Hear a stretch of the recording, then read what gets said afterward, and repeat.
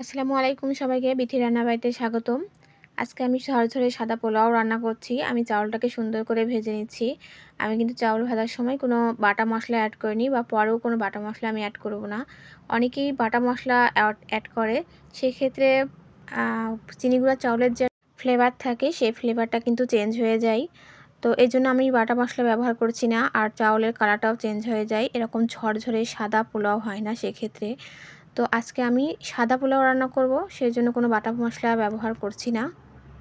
চাউলটাকে আমি সুন্দর করে একটু ভেজে নিচ্ছি। আগের দিনে কিন্তু মানুষ চাউল খুব সুন্দর করে ভেজে নিত। আর আবার দাঁতের নিচে দিয়ে দেখতো চাউলটা সুন্দর করে ভাজা হয়েছে কিনা। তো এখনকার মানুষ চাউলটা খুবই কম ভাজে, অনেকে ভাজেই না, ভাজলেও খুবই কম। তো আমার ভাজা হয়ে গেছে চাউলটা। এখন কিন্তু আমি ফুটন্ত গরম পানি অ্যাড করে দিলাম।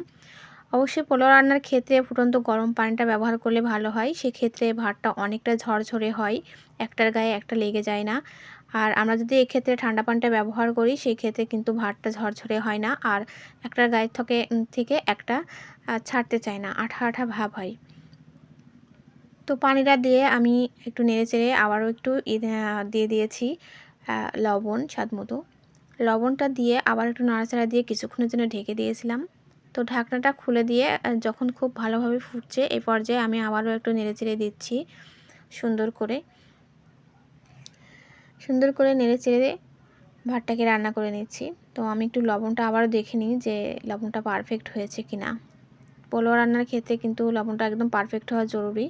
তো লবণ কিন্তু আমি আরও কিছুটা অ্যাড করেছি, কারণ পোলাও ভাতটা খেতে খুব একটা ভালো লাগে না। লবণটা যদি ঠিক হয় তাহলে একদম খেতে পারফেক্ট লাগে, একটু মিষ্টি মিষ্টি ভাব লাগে। সেক্ষেত্রে যে তরকারি দিয়েই খাওয়া হোক না কেন, খেতে কিন্তু খুবই ভালো লাগে।